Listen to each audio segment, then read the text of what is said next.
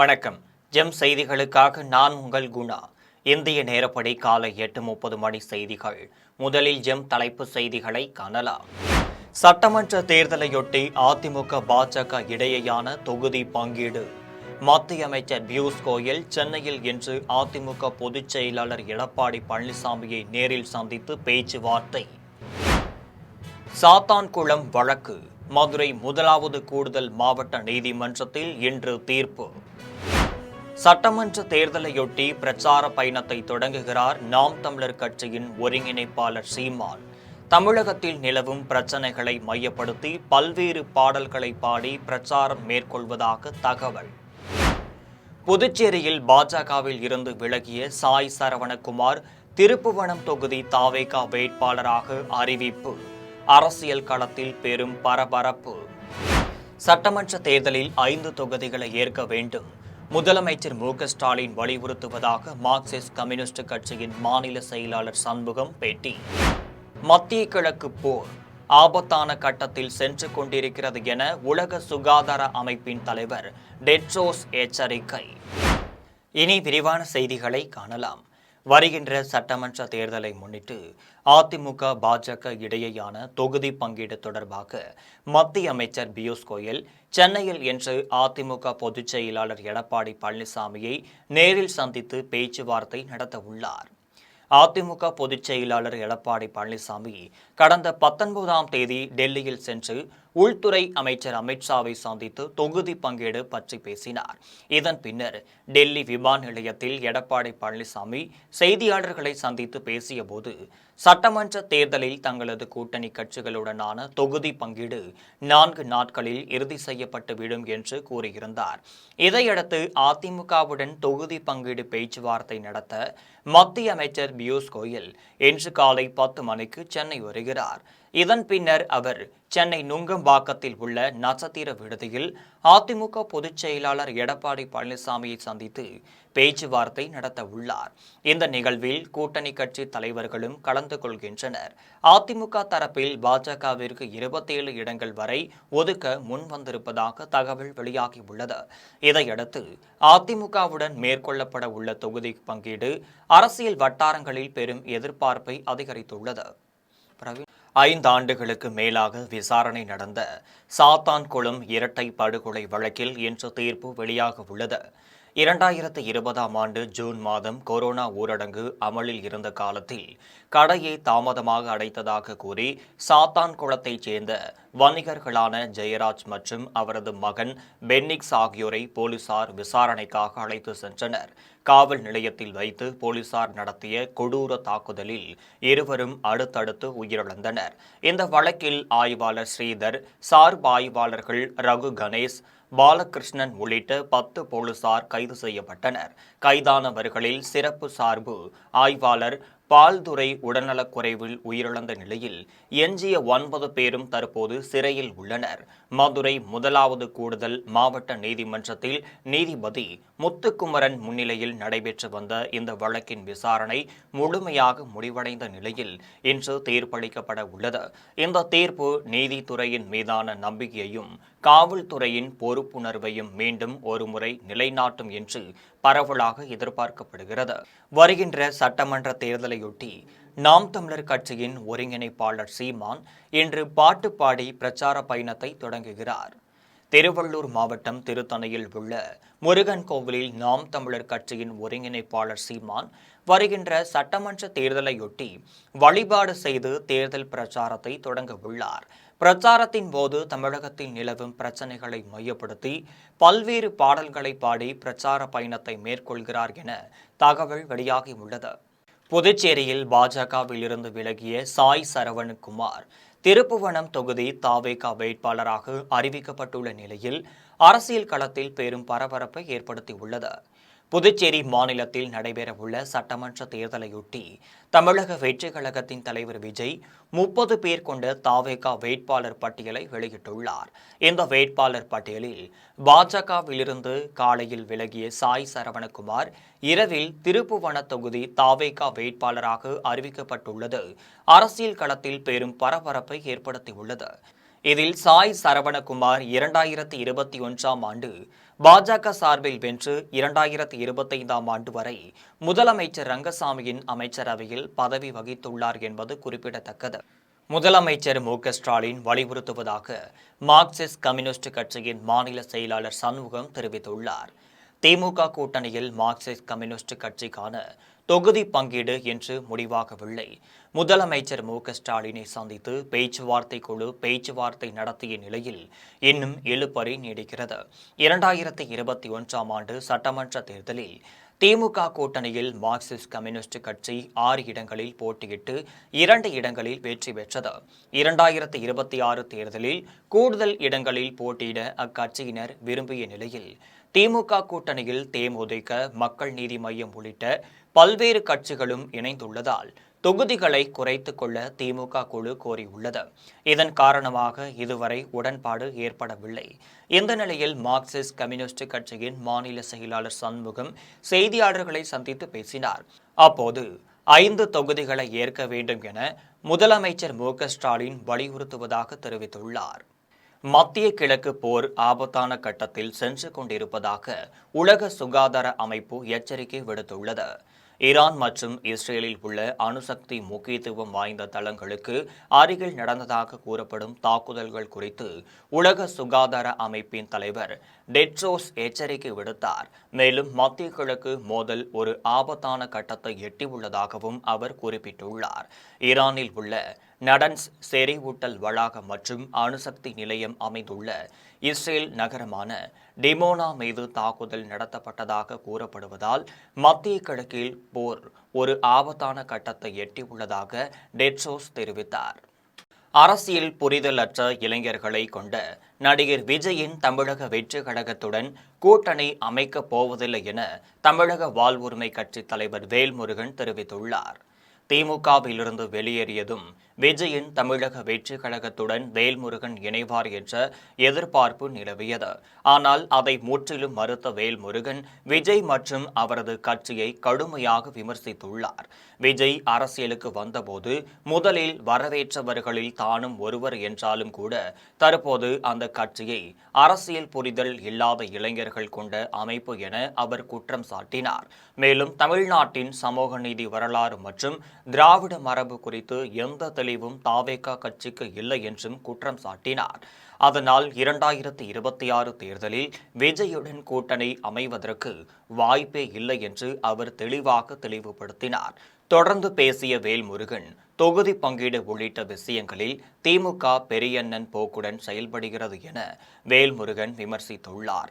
மேலும் நெய்வேலி நிலக்கரி சுரங்கம் பரந்தூர் விமான நிலையம் தொடர்பான எதிர்ப்பு, வன்னியர்களுக்கான 10.5% உள் ஒதுக்கீடு போன்ற முக்கியமான பிரச்சினைகளில் தனது கட்சியின் கோரிக்கைகள் புறக்கணிக்கப்படுவதாகவும் அவர் குற்றம் சாட்டினார். ஒரு கொள்கை, கோட்பாடு, லட்சியம், ஒரு அறம் சார்ந்த அரசியலை நாங்கள் மேற்கொண்டு வருகிறோம்.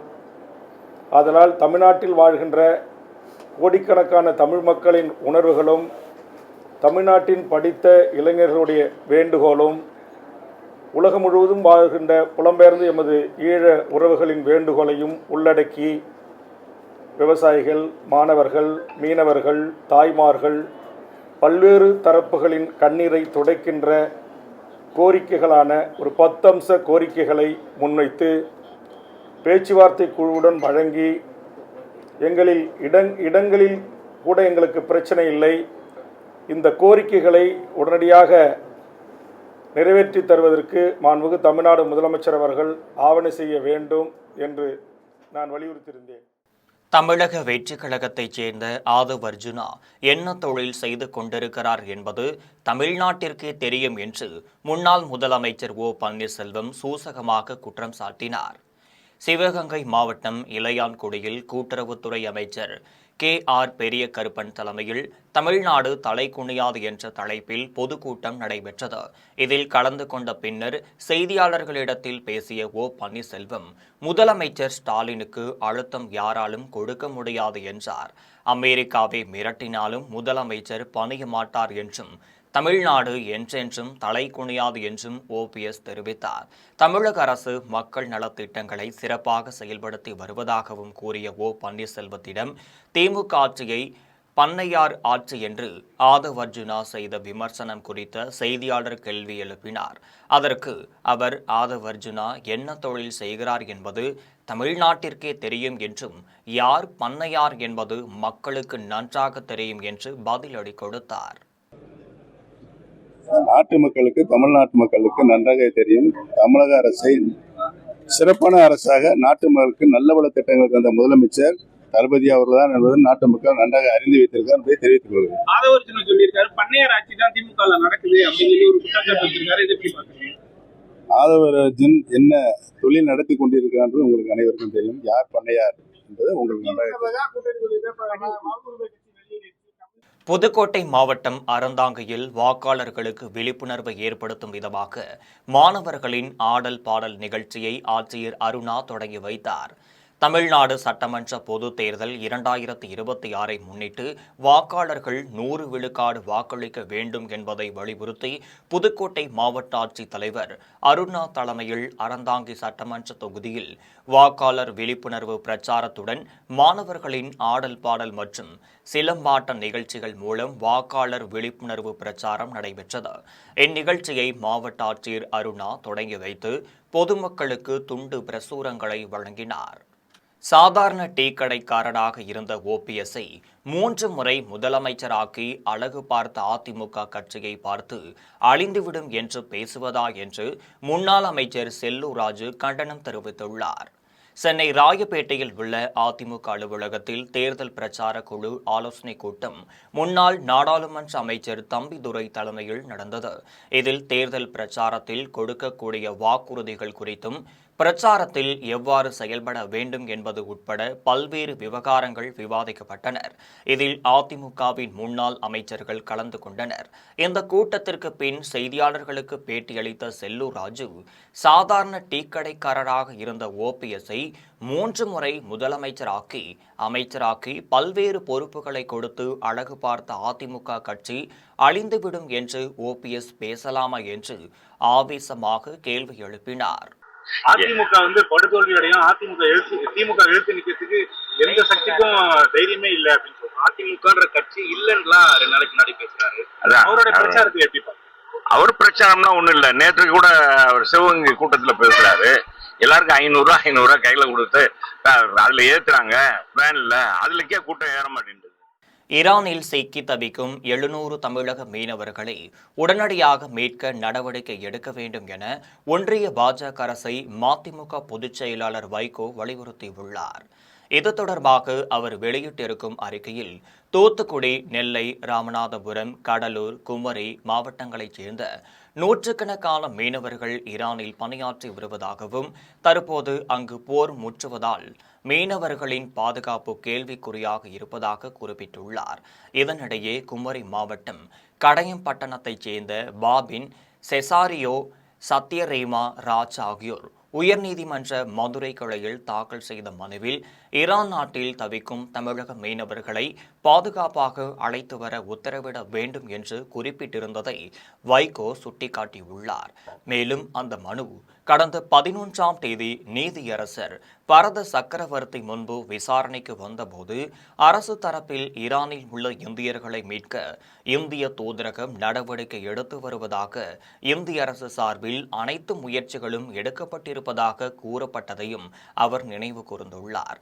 ஆனால் இதுவரை ஒன்றிய அரசு தமிழக மீனவர்களை மீட்க உரிய நடவடிக்கை எடுக்கவில்லை என்று கூறியுள்ள வைகோ, ஒன்றிய அரசு தமிழ்நாட்டு மீனவர்களை மீட்பதற்கு சிறப்பு விமானங்கள் அல்லது கப்பல்கள் மூலம் விரைந்து நடவடிக்கை மேற்கொள்ள வேண்டும் என்று கோரிக்கை விடுத்துள்ளார்.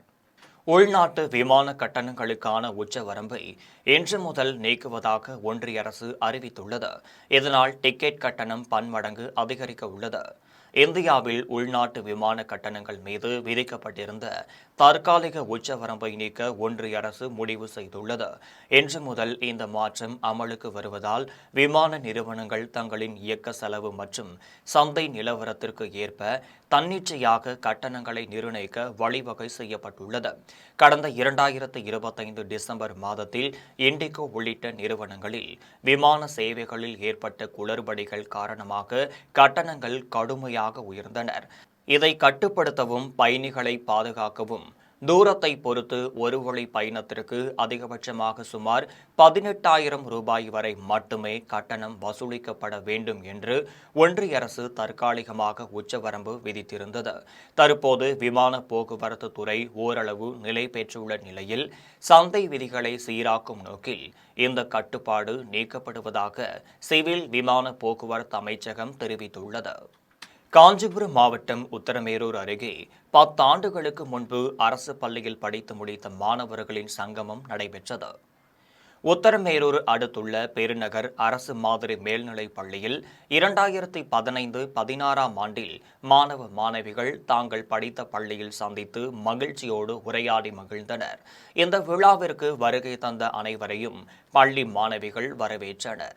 மதிப்பு கொடுத்து நம்ம படிச்ச இடத்துக்கு மீண்டும் திரும்ப வந்து எல்லாரும் சந்தோஷமா கூடி ஒரு மகிழ்ச்சியை பகிர்ந்துக்கிட்டாங்க. அது ரொம்ப சந்தோஷமா இருந்தது, ரொம்ப மகிழ்ச்சியா இருந்தது. நன்றி. இந்த பெருநகர் என்னோட பெயர் தீபிகா. நான் பெருநகர ஸ்கூல்ல படிச்சிருக்கேன். கவர்மெண்ட் ஸ்கூல்ல படிச்சு இன்னைக்கு வந்து ஒரு டிஎன்பிஎஸ்சி எக்ஸாம் எழுதி கவர்மெண்ட் வேலை தலைமை செயலகத்துல வந்து வேலை செய்யறேன். இது ரொம்ப பெருமையா இருக்கு. எங்களை மறக்காம 2016 பேட்ச் ஸ்டூடெண்ட் எல்லாருமே ரியூனியன் சொல்லிட்டு கூப்பிட்டு எங்களை பெருமைப்படுத்துறது ரொம்ப சந்தோஷமா இருக்கு. இந்த நிகழ்ச்சியில எங்களை கலந்துக்கிறது எங்க டீச்சர்ஸ் எல்லாருமே பார்த்தது, ஃப்ரெண்ட்ஸ் எல்லாருமே பார்த்தது ரொம்ப சந்தோஷமா இருக்கு. சங்கரன் கோவில் அருகே தாழ்வாக சென்ற மின்சார கம்பியில் சிக்கி 3 பசுமாடுகள் உயிரிழந்த சம்பவம் பெரும் சோகத்தை ஏற்படுத்தியுள்ளது.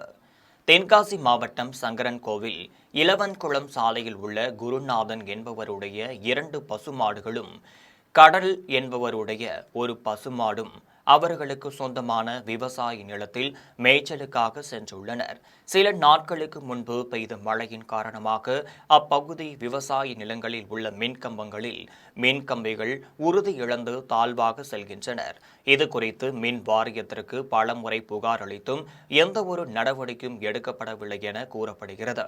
இந்த நிலையில் பசுமாடுகள் தாழ்வாக சென்ற மின்சார கம்பியில் சிக்கி சம்பவ இடத்திலேயே உயிரிழந்தனர். இந்த சம்பவம் குறித்து போலீசார் விசாரணை நடத்தி வருகின்றனர். கணவனிடம் இருந்து விவகாரத்து பெற தன்னிடம் வந்த பெண்ணை திருமணம் செய்த வழக்கறிஞர் ஒருவர் மீண்டும் வேறொரு பெண்ணை திருமணம் செய்து கொண்டதால் அதிருப்தியில் முதல் மனைவி விஷம் குடிக்கும் வீடியோ காட்சி சமூக ஊடகங்களில் பரபரப்பை ஏற்படுத்தி உள்ளது. சென்னை திருநிற்றையூர் அருகே நந்தம்பேடு கிராமத்தைச் சேர்ந்த திவ்யா என்பவர் கார்த்திக் என்பவருடன் திருமணமான 3 ஆண்டுகளில் கருத்து வேறுபாடு ஏற்பட்டுள்ளது.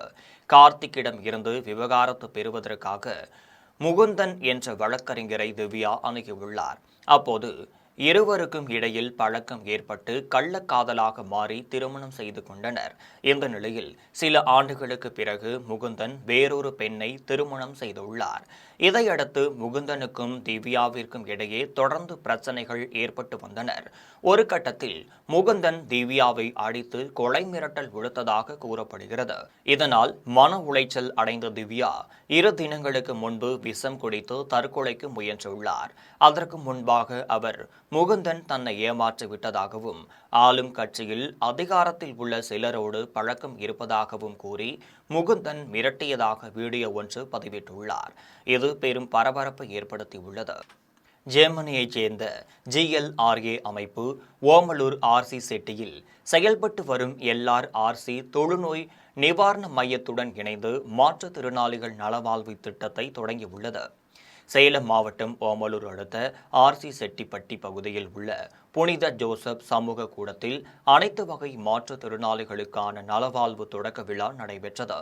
ஜெர்மனியைச் சேர்ந்த GLRA அமைப்பும் ஓமலூர் RC செட்டிப்பட்டியில் செயல்பட்டு வரும் LRRC தொழுநோய் நிவாரண மையத்துடன் இணைந்து ஓமலூர் மற்றும் சுற்றுவட்டார பகுதிகளில் வசித்து வரும் அனைத்து வகை மாற்றுத்திறனாளிகளையும் கண்டறிந்து அவர்களுக்கு தேவையான நலவாழ்வு உதவிகளை வழங்கும் நோக்கில் மாற்றுத்திறனாளிகள் நலவாழ்வு திட்டத்தை தொடங்கியுள்ளது.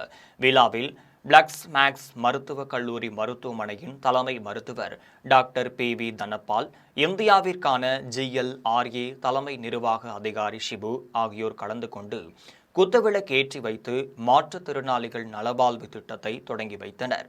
LRRC நிலைய இயக்குனர் அருட்தந்தை விமல் முன்னிலை வகித்தார்.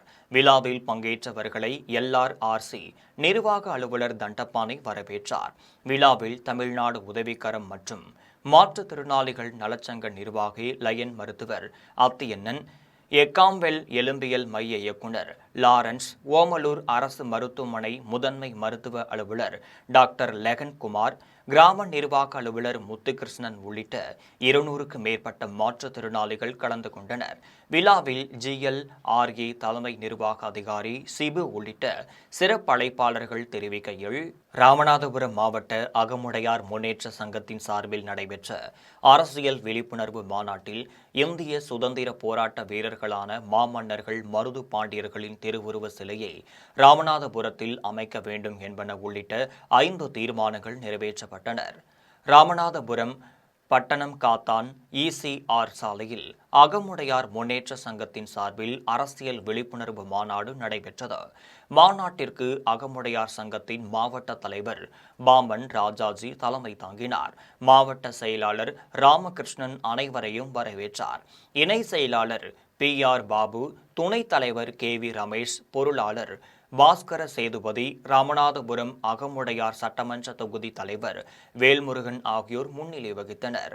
மாநாட்டில் அகமுடையார் சமுதாயத்திற்கு கல்வி, வேலைவாய்ப்புகளில் முன்னுரிமை வழங்கும் விதத்தில் மத்திய மாநில அரசுகள் சிறப்பு ஒதுக்கீடு செய்ய வேண்டும், ராமநாதபுரம் சட்டமன்ற தொகுதியில் பெரும்பான்மையாக உள்ள அகமுடையார் சமுதாய வேட்பாளர்களை அரசியல் கட்சியினர் நிறுத்த வேண்டும், இந்திய சுதந்திர போராட்ட வீரர்களான மாமன்னர்கள் மருது பாண்டியர்களின் திருவுருவ சிலையை ராமநாதபுரத்தில் அமைக்க வேண்டும், மாமன்னர்கள் மருது பாண்டியர்களின் விடுபட்ட வாரிசுதாரர்களுக்கு அரசு உதவித்தொகை வழங்க வேண்டும், தமிழகம் முழுவதும் ஜாதி வாரியாக கணக்கெடுப்பு நடத்தப்படும், பட்டங்களை துறந்து அகமுடையார் சமுதாயம் என்ற ஜாதி பெயரை அரசு ஆவணங்களில் சேர்க்க வேண்டும் என்பன உள்ளிட்ட 5 தீர்மானங்கள் நிறைவேற்றப்பட்டது. மாநாட்டில் கமுதி, கடாலடி, முதுகுளத்தூர், பரமக்குடி, நயினார் கோவில், திருவாடனை, ராமேஸ்வரம், மண்டபம், வழுதூர், வாளாந்தவரை, தெற்கு காட்டூர், உடையாச்சியார், வலசை உள்ளிட்ட பல்வேறு பகுதிகளைச் சேர்ந்த 5000த்திற்கு மேற்பட்ட பொதுமக்கள் கலந்து கொண்டனர். வருகின்ற சட்டமன்ற தேர்தலில் அகில இந்திய மூவேந்தர் முன்னணி கழகம் சார்பில் போட்டியிடும் வேட்பாளரை வெற்றியடை செய்து சட்டமன்றத்திற்கு அனுப்ப வேண்டும் என்று மதுரையில் நடைபெற்ற அகில இந்திய மூவேந்தர் முன்னணி கழகத்தின் ஆலோசனைக் கூட்டத்தில் தீர்மானம் நிறைவேற்றப்பட்டது. மதுரை மாவட்டத்தில் அகில இந்திய மூவேந்தர் முன்னணி கழகம் சார்பில் 2026 சட்டமன்ற தேர்தலுக்கான செயல்பாடுகள் குறித்த ஆலோசனைக் கூட்டம் மதுரையில் நடைபெற்றது. கூட்டத்திற்கு மாநில பொதுச் செயலாளர் பாண்டியன் தலைமை தாங்கினார். கழக செயலாளர் வேலுச்சாமி, மணிவேல் ஆகியோர் முன்னிலை வகித்தனர். கூட்டத்தில் சிறப்பு அழைப்பாளராக கோபால் கலந்து கொண்டு உரையாற்றினார். அப்போது அகில இந்திய மூவேந்தர் முன்னணி கழகம் அதிமுக கூட்டணியில் இணைந்துள்ளது என்றும் தேர்தலில் போட்டியிடுவதற்கு 6 விருப்ப தொகுதிகள் கொடுக்கப்பட்டுள்ளதாகவும் தெரிவித்தார். கூட்டத்தில் வருகின்ற சட்டமன்ற தேர்தலில் அகில இந்திய மூவேந்தர் முன்னணி கழகம் சார்பில் போட்டியிடும் வேட்பாளரை வெற்றியடைய செய்து சட்டமன்றத்திற்கு அனுப்ப வேண்டும், அதற்காக மாவட்ட செயலாளர்கள் சிறப்பாக செயல்பட வேண்டும், அதிமுக கூட்டணி வெற்றியடைய பாடுபட வேண்டும் என்பன உள்ளிட்ட பல்வேறு தீர்மானங்கள் நிறைவேற்றப்பட்டது. கூட்டத்தில் மாவட்ட செயலாளர் பகவதி மற்றும் கழகத்தின் மாநில, மாவட்ட நிர்வாகிகள் பலர் கலந்து கொண்டனர். சிலிண்டர் தட்டுப்பாடு காரணமாக அண்ணாமலையார் கோவிலுக்கு வரும் பக்தர்களுக்கு பிரசாதங்கள் வழங்குவது நிறுத்தப்பட்டுள்ளது. பஞ்சபூத ஸ்தலங்களில் அக்னி ஸ்தலமாகவும் நினைத்தாலை முக்தியளிக்கும் திருத்தலமாக விளங்கும் திருவண்ணாமலை அண்ணாமலையார் திருக்கோவிலில் அனுதினமும் ஆயிரக்கணக்கான பக்தர்கள் சாமி தரிசனம் செய்து வருகின்றனர். இது மட்டுமின்றி வார இறுதி நாட்களில் பல்வேறு வெளி மாநிலங்களில் இருந்தும் ஆயிரக்கணக்கான பக்தர்கள் திருவண்ணாமலைக்கு வருகை புரிந்து அண்ணாமலையார் திருக்கோவிலில் சாமி தரிசனம் செய்து வருகின்றனர். அண்ணாமலையார் கோவிலுக்கு வரும் பக்தர்களுக்கு புளி சாதம், சர்க்கரை பொங்கல், லட்டு, அதிரசம், தட்டை உள்ளிட்ட உணவு வகைகள் பிரசாதமாக வழங்கப்பட்டு வந்தது. இந்த நிலையில் அண்ணாமலையார் கோவிலில் சிலிண்டர் தட்டுப்பாடு காரணமாக பிரசாதங்கள் தயார் செய்யப்படுவது நிறுத்தப்பட்டது. இதனால் பிரசாத கடைகள் வெறிச்சோடி காணப்படுகிறது.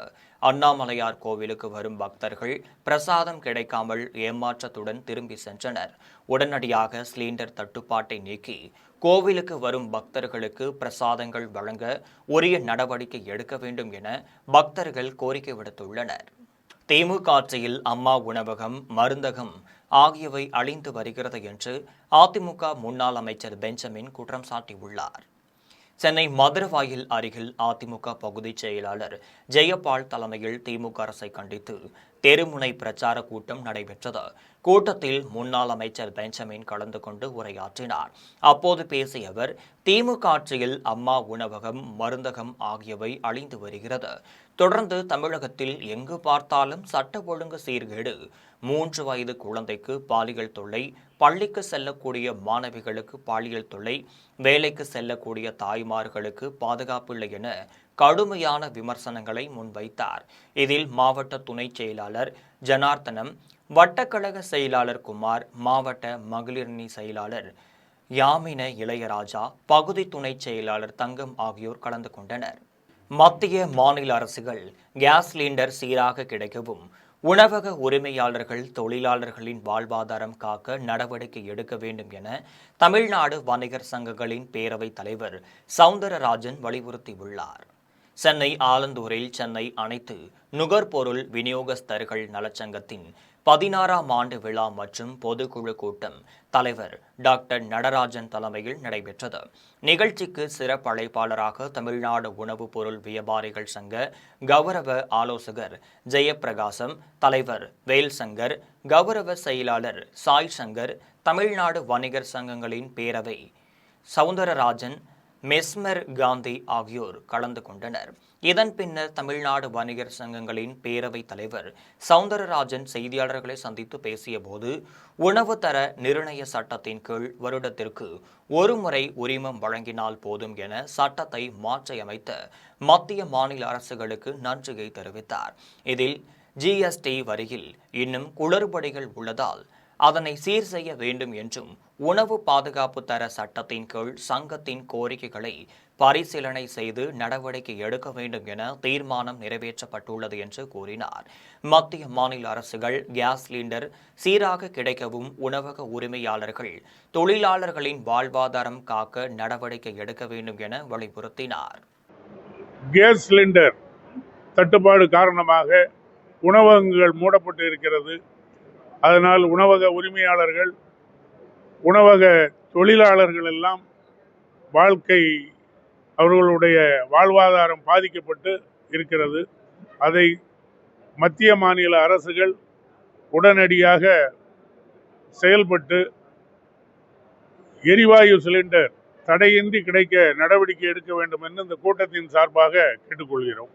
மீண்டும் ஜெம் தலைப்பு செய்திகள்.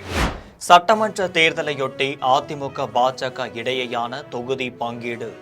மத்திய அமைச்சர் பியூஷ் கோயல் சென்னையில் இன்று அதிமுக பொதுச் செயலாளர் எடப்பாடி பழனிசாமியை நேரில் சந்தித்து பேச்சுவார்த்தை. சாத்தான்குளம் வழக்கு மதுரை 1வது கூடுதல் மாவட்ட நீதிமன்றத்தில் இன்று தீர்ப்பு. சட்டமன்ற தேர்தலையொட்டி பிரச்சார பயணத்தை தொடங்குகிறார் நாம் தமிழர் கட்சியின் ஒருங்கிணைப்பாளர் சீமான். தமிழகத்தில் நிலவும் பிரச்சனைகளை மையப்படுத்தி பல்வேறு பாடல்களை பாடி பிரச்சாரம் மேற்கொள்வதாக தகவல். புதுச்சேரியில் பாஜகவில் இருந்து விலகிய சாய் சரவணகுமார் திருப்புவனம் தொகுதி தாவேகா வேட்பாளராக அறிவிப்பு. அரசியல் களத்தில் பெரும் பரபரப்பு. சட்டமன்ற தேர்தலில் 5 தொகுதிகளை ஏற்க வேண்டும், முதலமைச்சர் மு.க. ஸ்டாலின் வலியுறுத்துவதாக மார்க்சிஸ்ட் கம்யூனிஸ்ட் கட்சியின் மாநில செயலாளர் சண்முகம் பேட்டி. மத்திய கிழக்கு போர் ஆபத்தான கட்டத்தில் சென்று கொண்டிருக்கிறது என உலக சுகாதார அமைப்பின் தலைவர் டெட்ரோஸ் எச்சரிக்கை. இத்துடன் ஜெம் செய்திகள் நிறைவடைகின்றனர். மீண்டும் ஜெம் செய்திகள் மதியம் 1:30 மணிக்கு உடனுக்குடன் செய்திகளை காண gemlive.tv என்ற இணையதளத்தில் இணைந்திருங்கள். நன்றி, வணக்கம்.